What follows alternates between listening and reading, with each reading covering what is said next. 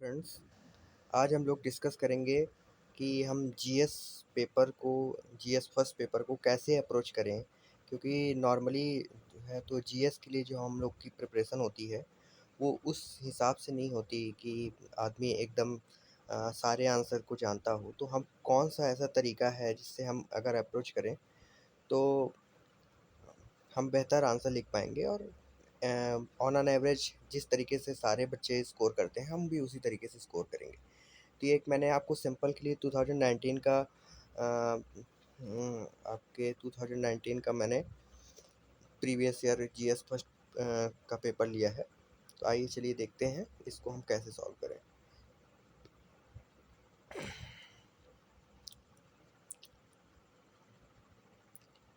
अब जैसे पहला क्वेश्चन आया इसमें, highlight the central Asian and Greco Bactrian elements in the Gandhara art. तो हम ये भी देख सकते हैं कि हम लोगों को पीवाईक्यू सॉल्व करने का सबसे बड़ा फ़ायदा ये होता है कि हमको ये पता चल जाता है कि कौन सी ज़्यादा थीम हमारे पेपर के लिए सबसे इम्पोर्टेंट होती है। तो ऑलवेज़ रिमेंबर कि ये जो पोर्शन होता है जो आर्ट एंड आर्किटेक्चर का जो बुद्धिज़्म से रिलेटेड होता है, ये काफ़ी इम्पोर्टेंट होता है। ये एक बहुत कॉमन थीम है यूपीएससी की जो कई बार पूछी गई है। तो इसको हम लोग आंसर जब करेंगे तो इसके लिए हम लोग नॉर्मली गांधारा आर्ट यहाँ से डिफिनीशन, हाँ देखिए कैसे हम लोग इसको पॉइंट आउट कर सकते हैं। एक हमारा कीवर्ड मिल गया गांधारा आर्ट। अब गांधार आर्ट के बारे में हम लोग डिफाइन कर देंगे कि गांधार आर्ट जो था वो एक फ्यूजन था इंडिया और ग्रीक का, और उसमें रोमन इन्फ्लुएंस था। तो मतलब कि ये एक तरीके से फ्यूज्ड आर्ट था, है ना। तो इंडिया और ग्रीक्स के जो एलिमेंट्स हैं इस आर्ट में देखे जाते हैं। तो इस तरीके से, और ये इसकी हम लोग बता देंगे इसकी पोजीशन क्या थी, इसका जोग्राफिकल लोकेशन ये नॉर्थ वेस्ट इंडियन सब कॉन्टिनेंट की तरफ था, अफ़गानिस्तान के आस-पास पेशावर वगैरह, और 2-3 इस तरीके से। तो ये आपका 1 एंड हाफ मार्क्स स्कोर कर लेगा।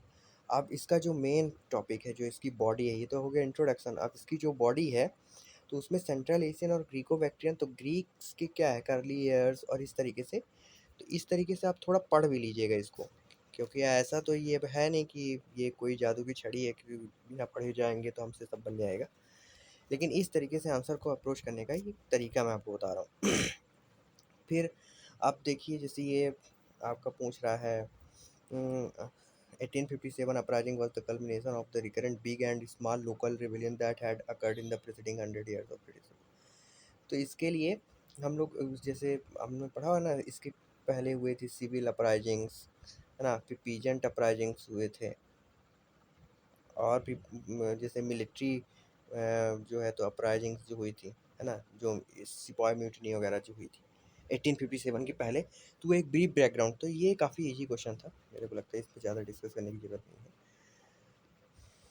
अगला, examine the linkages between the 19th century Indian renaissance and the emergence of national identity. तो इंडियन रिनाइंसर क्या इस यहाँ पर पॉइंट आउट कर रहा है 19th सेंचुरी की जब हम बात कर रहे हैं तो मतलब 1900 तक का पीरियड, मतलब इसमें 1801 से और 1900 तक का पीरियड।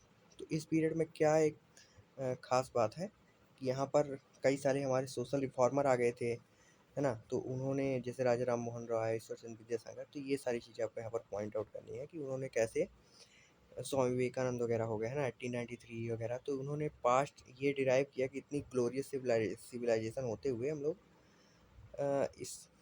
इस तरीके से सब्जुगेटेड बाय ब्रिटिश, ठीक है। तो ये सारी चीज़ें यहाँ पर हम लोग हाईलाइट कर सकते थे। ये भी मेरे को लगता है कि एक नॉर्मल क्वेश्चन है, अगर आपने भी पढ़ा होगा तो ये आपको नॉर्मल लिख रहा था। एक इजी क्वेश्चन है, ठीक है। Assess the impact of global warming on the coral reef system. ये है, हम लोग है ना पढ़ते हैं ना ये कोरल रीफ के ऊपर ग्लोबल वार्मिंग का क्या असर होता है। तो सबसे पहले ये जो हम लोग कोरल ब्लीचिंग वाला इफेक्ट पढ़ते हैं, कोरल ब्लीचिंग, ये एक तरीके से इस तरीके से पूछता है। डायरेक्ट कोरल ब्लीचिंग ना पूछ करके आपसे इस तरीके से घुमा करके ग्लोबल वार्मिंग का इफेक्ट पूछ लिया, ठीक है। तो ये भी क्वेश्चन ज्योग्राफी का काफ़ी जी था। Discuss the causes of depletion of mangroves, explain the importance in maintaining coastal ecology. आप एक डायरेक्ट मैंग्रोव के बारे में ना पूछ करके देखिए, यहाँ पर कोरल ब्लीचिंग के बारे में पूछना था, यहाँ पर मैंग्रोव के मतलब ये थीम्स जो है, कोरल ब्लीचिंग हो गया, मैंग्रोव्स हो गया और वेटलैंड्स हो गए, ये रिपीटेड थीम्स हैं। मतलब अगर आप एक नॉर्मल भी मैंग्रोव्स के ऊपर एक 150 वर्ड का कुछ तैयार करके जाएंगे तो ये आंसर कर पाएंगे, ठीक है। नेक्स्ट,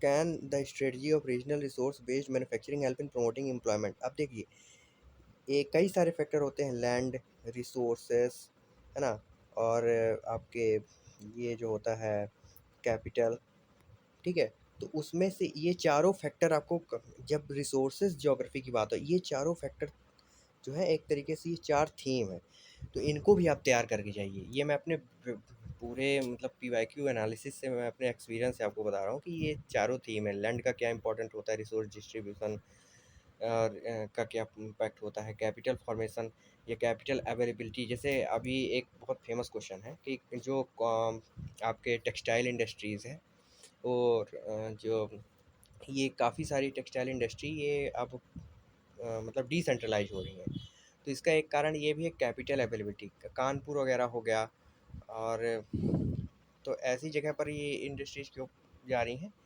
कि एक यहाँ पर कैपिटल इन्वेस्टमेंट ज़्यादा उनको मिल रहा है ना, इस तरीके से। तो ये रिसोर्स, तो मैं वही आपको थीम के बारे में बात कर रहा था कि कैसे थीम से आप पहचान सकते हैं। तो किसी इंडस्ट्री लोकेशन होने के लिए चार थीम है, लैंड, रिसोर्स, रिवर और मार्केट, ठीक है। Discuss the factors for localisation of agro based. देखिए यहाँ पर भी वही वाली फैक्टर आ गई ना, localisation of agro based food industry of north west India. तो एक तो ग्रीन रेवोल्यूशन वाली बात हो गई, फिर कैपिटल था वहाँ पर, है ना। तो ये भी काफ़ी एक जब आप लोग और पढ़ लेंगे तो आपके अंदर भी ये मैच्योरिटी आ जाएगी ये आंसर लिखने में भी। इस तरीके से कैपिटल था और टेक्नोलॉजिकली भी वो लोग आगे थे, ऐसा। और लैंड प्रोडक्टिविटी मतलब हाईली फेवरेबल थी, और मार्केट भी वहाँ पर अवेलेबल थी। तो इस तरीके से ये कॉमन पॉइंट्स हैं जो आप अपने इस तरीके के आंसर में लिख सकते हो, है ना। मैं ये चीज़ आपको बताना चाह रहा था। Next, what makes the Indian society unique in sustaining its culture. अब देखो, इंडियन सोसाइटी अपने कल्चर को कैसे सस्टेन कर पाने में संभव है, तो ये हम बता सकते हैं हमारे कई सारे मतलब ये एक तरीके से कल्चर का जो आपकी बेसिक अंडरस्टैंडिंग जो है, ये यहाँ पर पूछ रहा है कि किस तरीके से आप इंडियन सोसाइटी अब बचा पाने में संभव हुई। तो instead despite of having great influence from west, we have kept our culture as strong as that. हमने उसमें रिफॉर्म कर दिया। असल पे अगर हमारा कल्चर रिजिड होता तो ये चीज़ नहीं होती, फिर कॉन्फ्लिक्ट होता, या तो हम डिस्ट्रॉय हो जाते हैं या तो सामने वाला कल्चर ही नहीं आता। लेकिन हमने अकोमोडेट कर लिया, ऐसी हमारी जो थीम है, इसके कारण हम लोग सस्टेन कर पाए। जैसे हम लोग सर्व धर्म संभव, है ना, तो हम सामने वाले को भी एक्सेप्ट करते हैं, हाँ भाई ये भी है, लेकिन ये एक यूनिक है, ठीक है। एम्पावरिंग वुमेन, अच्छा वुमेन एम्पावरमेंट, ये एक थीम हो गई, है ना। और कल्चर वाली थीम ये मैंने आपको पहले भी, बुद्धिज़्म वाली एक थीम हो गई, है ना। ये सब बेसिक थीम है, इनको आप पकड़िए इस तरीके से तो आंसर करने में ज़्यादा सरल होगा, ठीक है।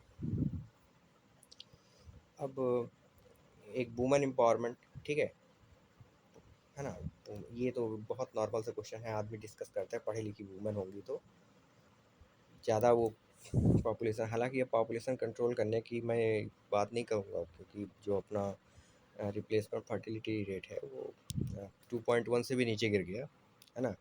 तो ये काफ़ी चिंताजनक है, पर ठीक है, क्वेश्चन आया था 2019 में, अब नहीं आएगा, आ सकता है भाइयों। What are the challenges to our cultural practices in the name of secularism, ठीक है।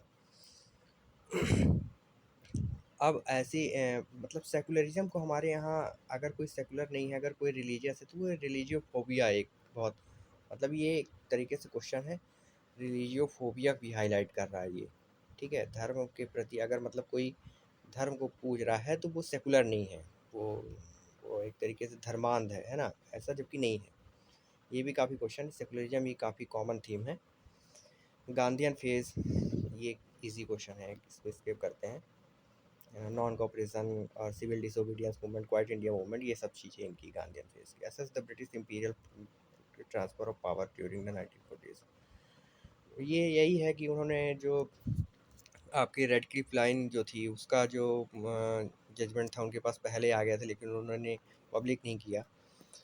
और जो है तो जो डिवीज़न ऑफ मशीनरी है ये भी काफ़ी कॉम्प्लेक्स हुई।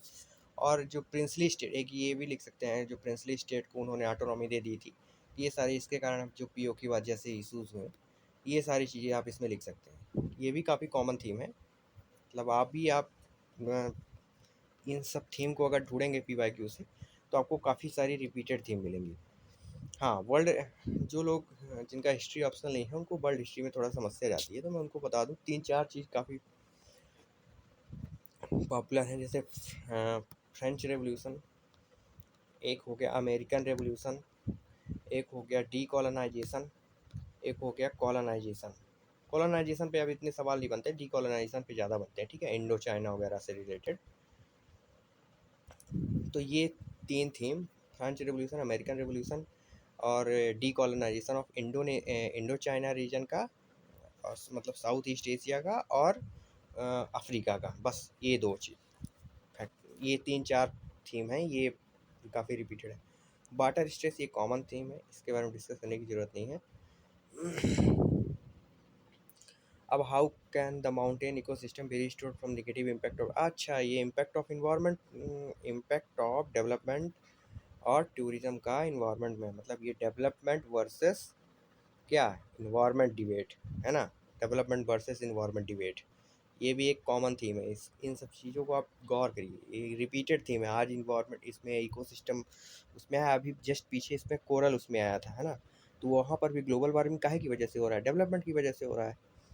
तो ये डेवलपमेंट वर्सेस इन्वायरमेंट ये काफ़ी रिपीटेड थीम है, आने वाले समय में ये और लाइमलाइट में आएगी। How is efficient and affordable urban mass transport key to the rapid economic development of India, ठीक है। अब देखिए, अभी मैं बता रहा था ट्रांसपोर्टेशन, वो कौन से फैक्टर हैं जो हमारी इंडस्ट्रीज़ को सपोर्ट कर रहे हैं, ठीक है। ये बेसिक थीम, जो लेबर हो गया, मार्केट अवेलेबिलिटी हो गई, तो यही तो है फैक्टर एक, जो ट्रांसपोर्ट है वो मार्केट को ही तो एक्सेस करने में सहायता दे रहा है, मतलब ईज ऑफ डूइंग बिजनेस, ये सारी चीज़ है ना, ईज ऑफ डूइंग बिजनेस, इन सब चीज़ों में ज़्यादा सरलता सहजता जा रही है। देखिए ना, एक ही पेपर में आपको डबल रिपीटेड थीम, और मतलब अगर आपने एक अपने पास 100-150 वर्ड का तैयार कर लिया है मटेरियल, तो ये लिखने के लिए काफ़ी हो जाएगा आपके पास। How do ocean currents and water, देखिए एक ये ओशियन करंट्स पे आया, फिर से इसको इन्वायरमेंट से लिंक कर दिया, differ in their impact on marine life and, तो है ना, तो ये इस यहाँ पे इस तरीके से इसको लिख सकते हैं। एक इसका पॉजिटिव क्या होता है ओशियन करंट का, अब इसका नेगेटिव क्या होता है, ठीक है। जैसे कभी कभी जो है तो ओशियन करंट्स जब अ, आपके वहाँ जो पेरू रीजन है, जब वहाँ पर वार्म ओशियन करंट आ जाता है तो वहाँ अ, पानी गिरता है, बाकी अगर कोल्ड करंट रहता है तब तो वहाँ सूखा पड़ जाता है। इसी तरह जब वहाँ बारिश होती है तो कहीं ड्रॉट भी पड़ता है, तो ये इसका नेगेटिव इम्पैक्ट भी आप लिख सकते हैं। तो मतलब इस तरीके के क्वेश्चन में, और वो भी जब 15 नंबर का है, तो आप पॉजिटिव और नेगेटिव दोनों लिखने का प्रयास करिए, ठीक है। और इंट्रोडक्शन, इंट्रोडक्शन हो गया और बॉडी हो गई, और बॉडी में ये ध्यान दीजिए 2 पॉइंट, पॉजिटिव और नेगेटिव, ठीक है, पॉजिटिव और नेगेटिव, और कंक्लूजन हो गया। कंक्लूजन में एकदम सॉलिड पॉइंट लिखिए। मेरी तो टेक्निक ये है कि 2-4 लाइन का ऐसे 10-15 को जो है तो कीवर्ड टाइप में कंक्लूजन रट लो, कुछ इन्वायरमेंट से रिलेटेड, कुछ इकोनॉमी से रिलेटेड, कुछ साइंस एंड टेक से रिलेटेड, कुछ हिस्ट्री और ज्योग्राफी से related.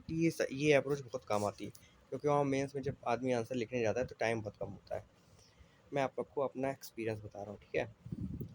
Do we have cultural pockets of small India all over the nation, yes we have cultural pockets in industries, है ना। अभी सोसाइटीज़ वो कॉलोनीज़ जो हो गई, बड़ी बड़ी जो सोसाइटीज़ टाइप की हैं, ठीक है। और बहुत सारे हैं हमारे, अब तो ये हमारी जो उसमें आप कह सकते हैं एकेडमिया जो है, ठीक है, एकेडमिक्स, है ना, यूनिवर्सिटी हो गई,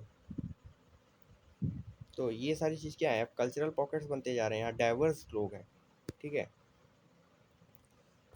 what are the continued challenges for women in India against time and space. देखो theme with repeated theme, women empowerment, glass ceiling वगैरह हो गया ना, पैट्रियार्कल माइंडसेट हो गया, ठीक है, पिंक कलर जॉब हो गया, है ना, ये सारी चीज़ें ये बेसिक है, ये कीवर्ड है, रट लीजिए और बिल्कुल जाके टीप दीजिए, शॉर्ट शॉर्ट उसके आगे थोड़ा एक्सप्लेन कर दीजिए बस। Are we losing our local identity for, ये इम्पैक्ट ऑफ ग्लोबलाइजेशन, ये रिपीटेड थीम अभी हमने डिस्कस किया था इसको, इम्पैक्ट ऑफ ग्लोबलाइजेशन, है ना, ये कैसे हमारे कल्चर को इम्पैक्ट कर रहा है, हमारी लोकल आइडेंटिटी को क्या, तो फास्ट फूड आ गया, पॉप सॉन्ग आ गया, है ना, इस तरीके से, और हमारे पहनावे में जो बदलाव आया है ना, हमारी क्लोथिंग स्टाइल, है ना, हमारा रहन सहन जो इन्फ्लुएंस हो गया, इस तरीके से ये काफ़ी, इसको भी आप लिख सकते हैं।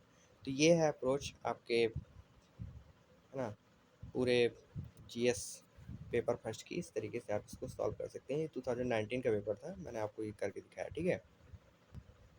तो अगर चैनल में आपको लगा हो कि कोई इम्पोर्टेंट बात पता चली तो please like, subscribe and share this, ठीक है।